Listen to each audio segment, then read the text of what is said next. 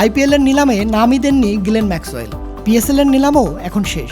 ২৬ March একই দিনে শুরু দুই লিগের লড়াই। আর ঠিক তখনই সামনে এলো বড় চমক। অস্ট্রেলিয়ার আগুনে অলরাউন্ডার গ্লেন ম্যাক্সওয়েল এবার সরাসরি চুক্তিতে খেলবেন পাকিস্তান সুপার লিগ পিএসএল-এ।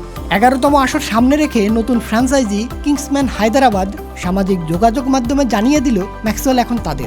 ২৬ মার্চ থেকে ৩ মে পুরো টুর্নামেন্টে দেখা যাবে তার বিধ্বংসী ব্যাটিং। প্রথমবারের মতো পিএসএল-এ অভিষেক হচ্ছে তার। আর দল বলছে ম্যাক্সওয়েল মানেই ব্যাটিং বিস্ফোরণ। এর আগেই দলে এসেছে আরেক অজি তারকা মার্নাস লাবুশেন, অর্থাৎ শক্তি বাড়ছে হায়দ্রাবাদের। ড্রাফট বাদ দিয়ে পিএসএল এর ইতিহাসে প্রথমবার নিলাম পদ্ধতি। নতুন দুই দল যোগ দিতেই বদলে গেছে পুরো সমীকরণ। আইপিএলকে এড়িয়ে পিএসএল-এ ম্যাক্সওয়েল, এটা কি শুধুই সিদ্ধান্ত, নাকি আইপিএলকে টেক্কা দিতে বড় কোনো বার্তা? শাহিন রাব্বি, চ্যানেল বিডি স্পোর্টস।